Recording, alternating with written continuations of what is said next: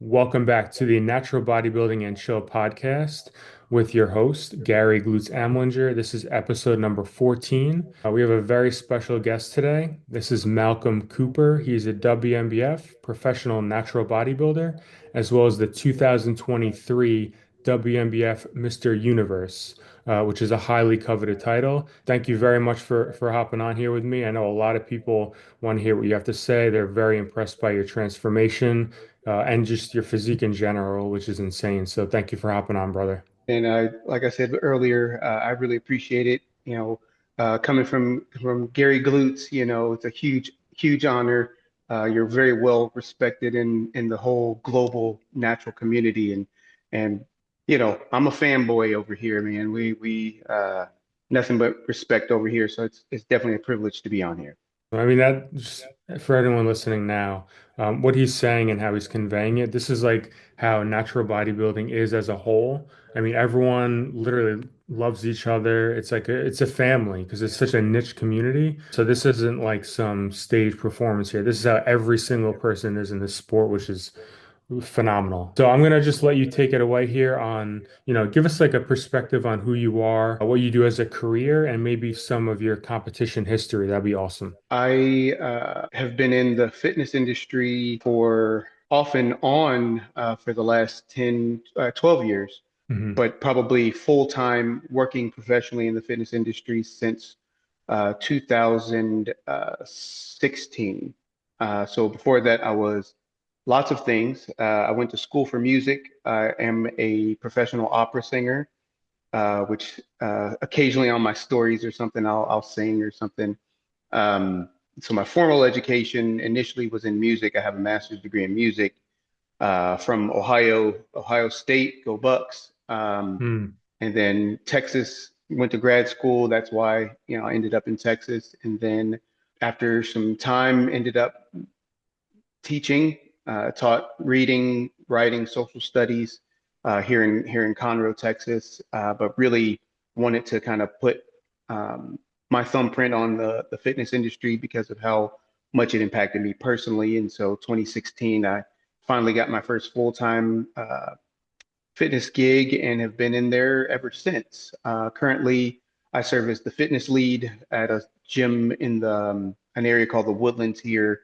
I'm the fitness lead associate, where basically I'm trainer and then kind of basically the head trainer. So I'm doing 20 hours of training, and I do sales presentations on the behalf of other trainers, and then I'm just their resource, So for training, programming advice, I'm representing the training department, and really just trying to lend a bit more of the evidence-based training methodologies to my training coworkers.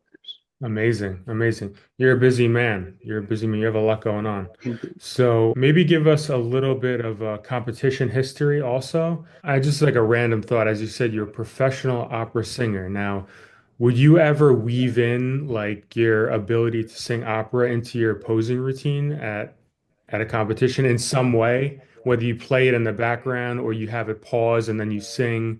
I'm just thinking like weaving that in somehow. I'm sure you've Hmm. thought about it because that's an amazing thing. I've never known anyone who's a professional opera singer, so this is a first. Well, so my first show ever, I competed in the 2016 INBA, PNBA universe, actually, as an amateur. Hmm. It was actually here in Texas.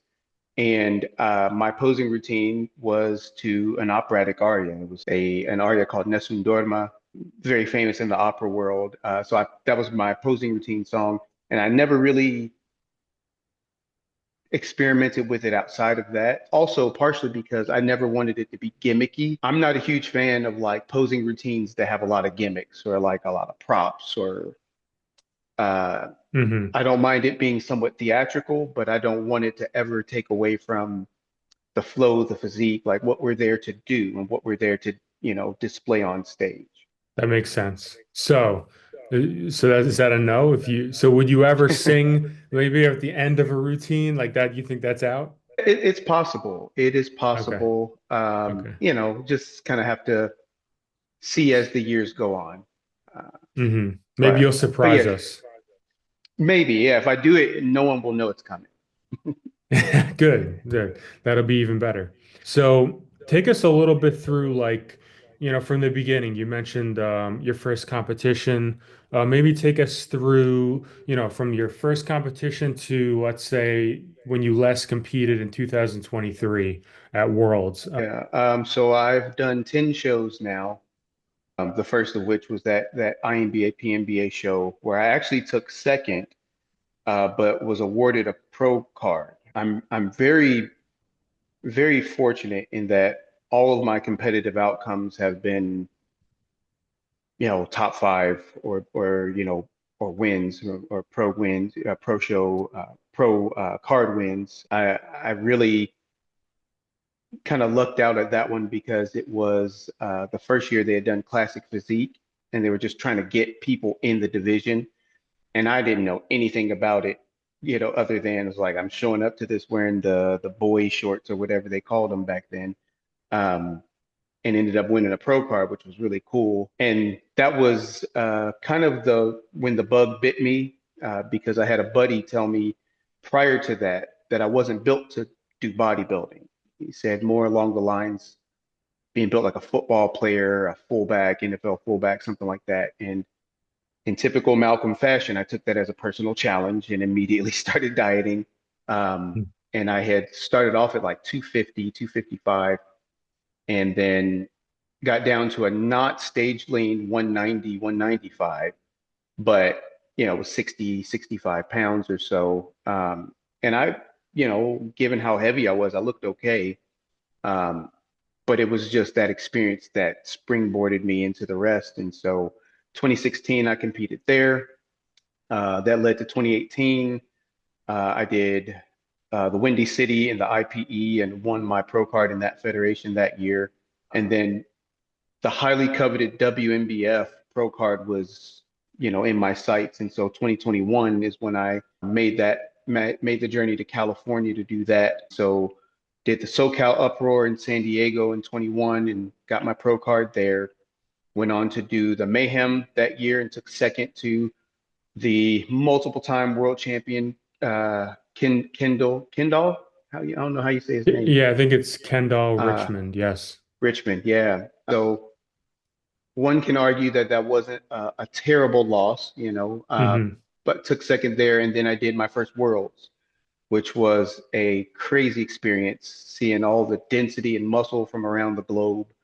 And was Hmm. fortunate enough to take fifth there. And that was really what changed, my bodybuilding career and kind of opened my eyes to the international community. Having friends on the other side of the globe and people, that I've competed with and kind of, as you mentioned earlier, talking about the community aspect of it. Just, being able to meet people I've been following for years and then see them in the flesh, it was really a unique experience and just kind of elevated my love of the sport. And I would truly say that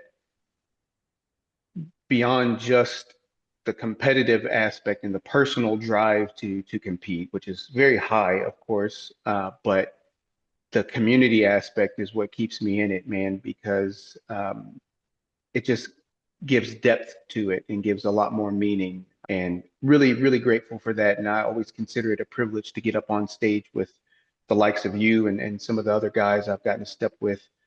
This year, or 2023, got back on stage and got to compete against some heavy hitters as well. I did a IPE Pro show to warm up kind of the year. There was only one other competitor on stage, but I was able to walk right away with the W there. And then was the Pro Universe, which was always kind of something on the bucket list of competing.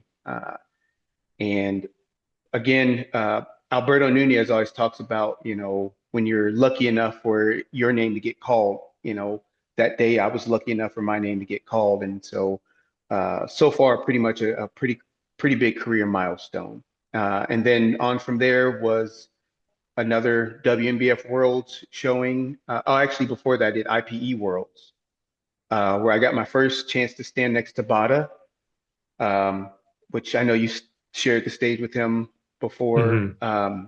It is truly an honor to stand next to somebody like that. Humble, super, really nice guy. I gave him some of my hot stuff, the spray on Yeah. applicator.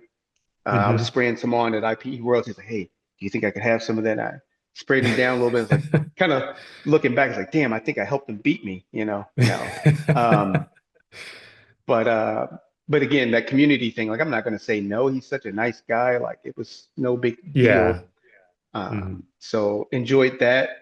Took third there at IPE Worlds, and then did WNBF Worlds and got fifth there. And do you know who took second at IPE Worlds?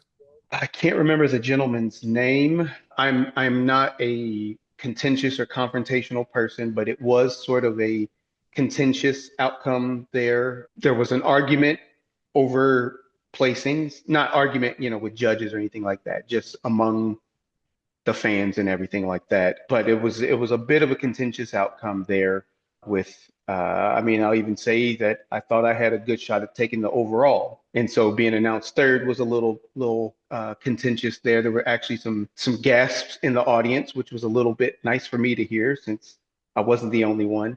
Hmm. I can't think of the gentleman's name. Great physique. There's nothing against him. Hmm.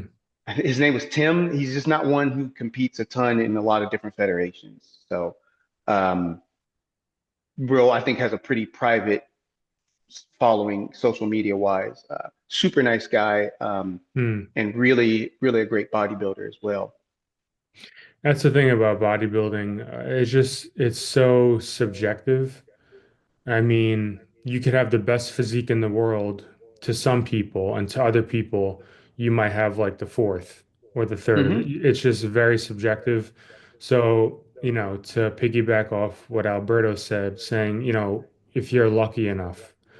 It's true. Like there is some luck in the game. Sometimes, the cards will just, they're just in your favor that day for whatever reason. Hmm. Sometimes they're not. Like one of the good quotes my coach told me recently was like, you could do everything perfect and lose, and you could do things 85% and win. And that goes with world Hmm. titles, pro wins, whatever.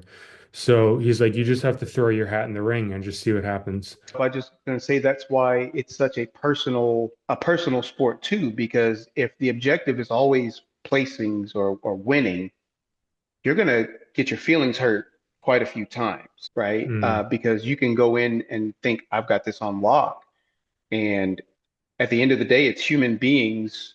You're a human being being judged by other human beings using their own judgment and their own subjective opinion. And so Cliff was actually there that day at IPE Worlds. He was mm. um, handling Josh. I think his name is Josh Gilliam. He was Oh, okay. super Okay. active a while ago, and this was kind of a comeback for him. I hadn't seen a whole lot of him ever since, but so he got to kind of see it firsthand, and I got to talk to him a little bit about the outcome that day. And I mean, again, it's subjective, and at the highest level, the margin between the top five is so small. Hmm. So you're literally like me. I could see why they went with this guy. Or I could see why they went with this guy. I have to remind myself it's just an honor to be up there, and then to have your name in the top five is an even greater honor and a greater privilege. To really walk away with any kind of competitive success is still a lot to be grateful for. It's very true. We just literally we bring the best we can and then we just let it go. And whatever happens, happens. Mhm. That's the way I like to view bodybuilding, at least. So after all that competition history talk, you have a pro card in IPE, WNBF, and PNBA. So you have three pro cards. Yeah, Okay. exactly. The PNBA one has since long lapsed because I didn't Hmm. do anything with them after that. Not intentionally necessarily, just I Right. also don't care for classic physique. Personally, I don't really see myself, doing that, especially in natural bodybuilding. So Yeah. it just was like it wasn't something I wanted to pursue. Our physiques are for bodybuilding for sure. I mean, although your waist is very small. Have you ever measured your waist?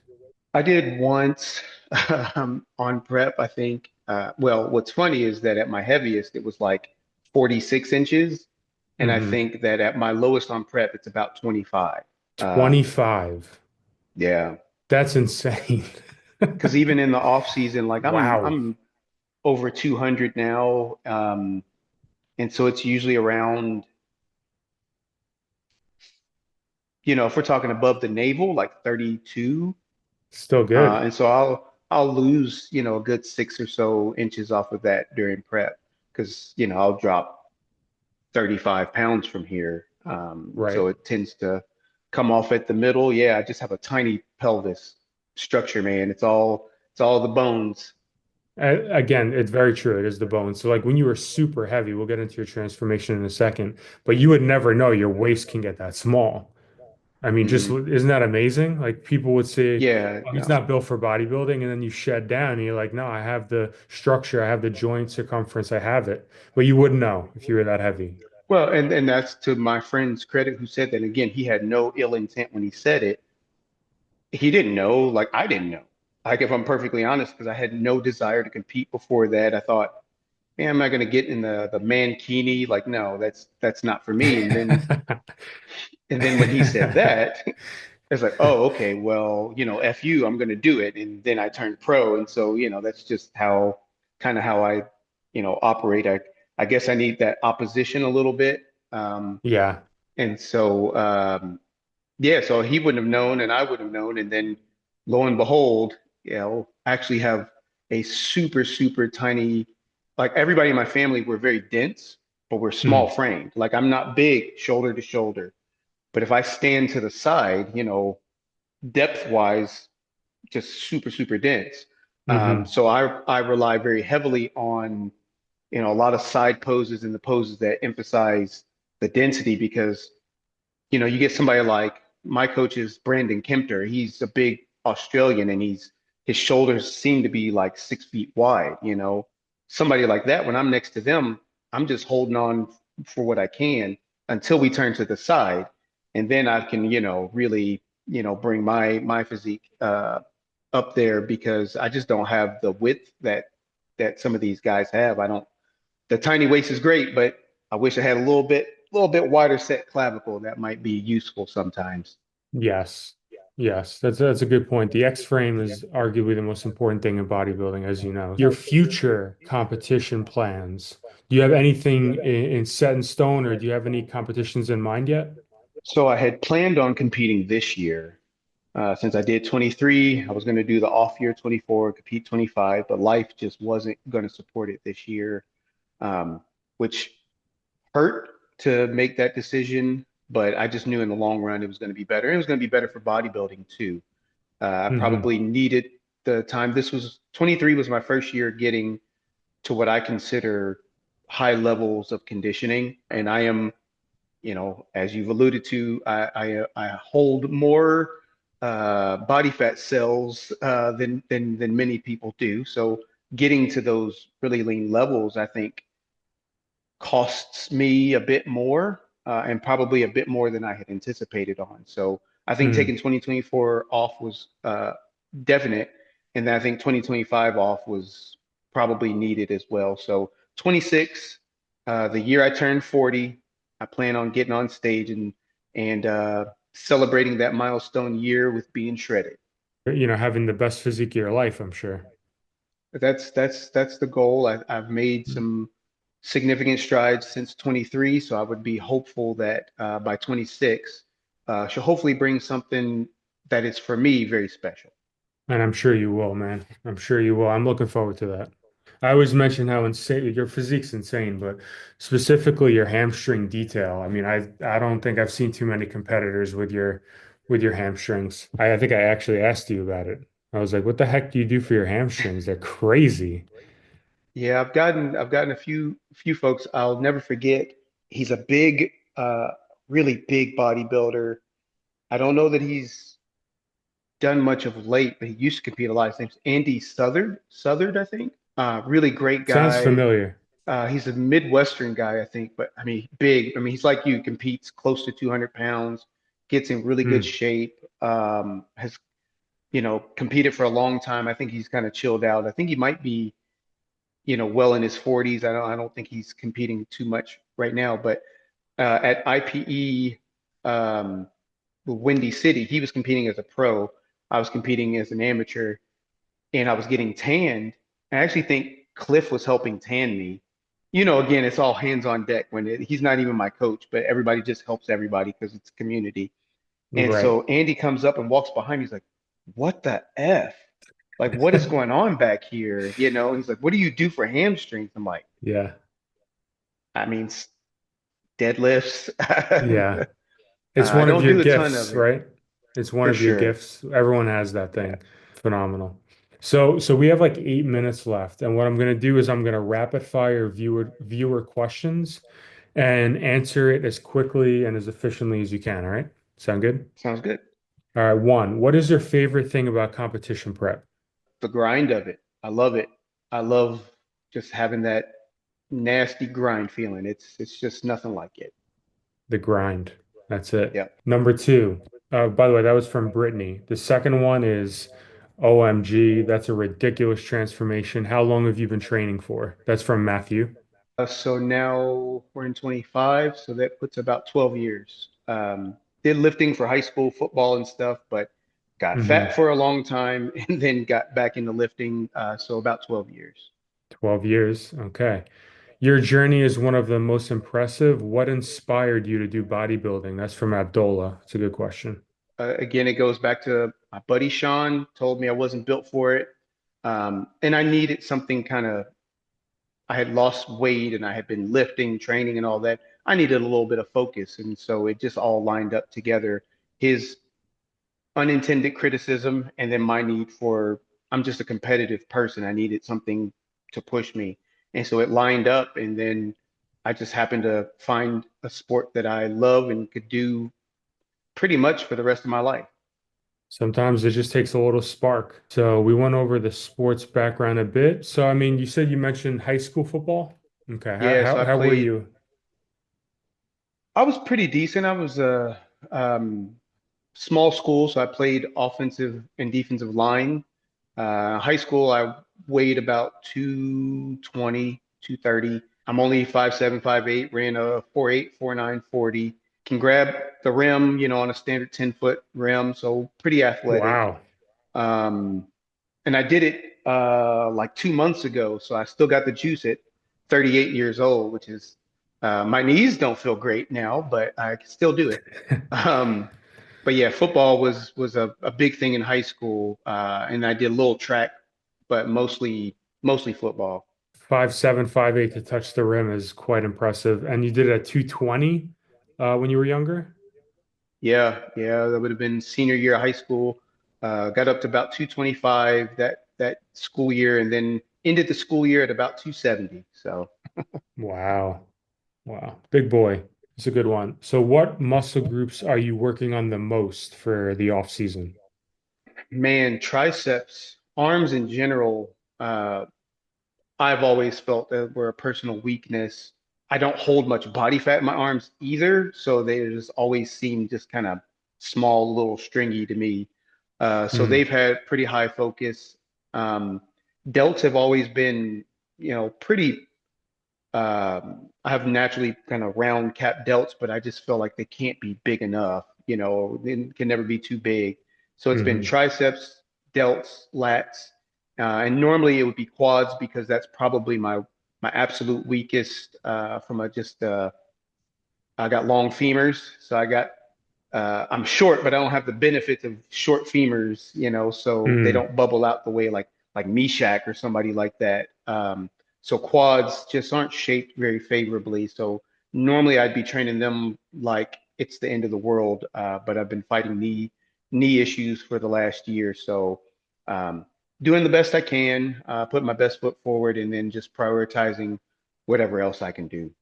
And it's funny because every muscle group you mentioned is what I'm bringing up, or I've been trying to bring up the past couple of years. So this is quick. What was your world stage weight? And we know your height's about 5'7.5" ish. So what was your world Yeah. stage weight? I think I was 173 or so on average. 173. At 5'7.5", that's a solid weight. Hoping I can be about 175 next time. So maybe, yeah, obviously grow more muscle and maybe even get a little leaner, you think? I think so. That's the goal, and then do a good job of holding it on the way down. That's Yes. always the big key. That's the most important, right? We could have it in the off For season, sure. but if we can't display it on stage, that's no good. 100%. We'll go with this one. Will you always stay natural or will you eventually go enhanced? Man, I don't get enough not natty accusations, I think, that would warrant, not continuing natural. I don't get a lot of people questioning my status. Um, I always joke that, if nobody questions it now, like, well, I'm obviously not big enough, so I better do what I can naturally. But no, Mhm. I would never really. I'm fortunate enough to have good enough genetics that it's never crossed my mind. I'm already kind of an anxious person, so adding extra compounds in there would probably make those things worse. Yeah, Unless it came down to like I'm literally going to be, have health consequences, I can't see ever doing it. understood. Um, and I I don't care for the NPC all that much anyway, so it works out. yeah, we belong in this side of the sport. There's no Yeah, I question. believe that. All right, so we have a couple minutes left. What I'm going to do is I'm going to leave it to you. Just plug all your social media, and tell people where they could find you, and we'll go with this last one after that. Some advice for the younger generation coming up in the game. So I'm on Instagram like everybody else. My name on there is Strength School Training. I do, uh, have a roster of athletes. I do some coaching as well. Um, but mostly it's kind of like a personal blog or just educational content or just kind of lessons I've learned along the way. So that's pretty much the only place I'm really active is on Instagram. So yeah, I think that it is entirely too common for people to think it's, you know, super hard work versus, training in a smart and progressive manner. When really I think that it is all one, right? I don't think you can train as hard as you can without training as smart as you can. And so, if there was one piece of advice that I would, you know, give to the young folks is to be smart about your training and to be. That doesn't mean that you're walking around with, a pocket protector and pushing up your glasses and never, taking sets to failure. It just means that you're training in a way that makes sense. You're using the principles that govern us all and govern training and nutrition and establishing the parameters that you need to be successful and then working your ass off, within that framework, within those parameters. You have to work like an animal and like think like a scientist. And I think most Absolutely. sports are that way because you Hmm. can't just be a dog and just be all gas because you'll burn out, you'll get injured, you get sick, whatever, and that's going to impede your progress. So you have to know, you have to balance that extreme like dog work ethic with using your head. I think that's excellent. Absolutely. What a great way to end here on this episode number 14 of the Natural Bodybuilding and Chill podcast. Malcolm, thank you very much for hopping on. And I hope your injuries heal up and you kill it next year. I know we're all looking forward to your stage presence again. So again, thank you very much, man. Thank you so much for having me, Gary. It's been a pleasure for sure. Thank you, brother. And thanks everyone for watching. And look out for the next announcement for the Natural Bodybuilding and Chill podcast episode shortly. Thanks, guys. Take care.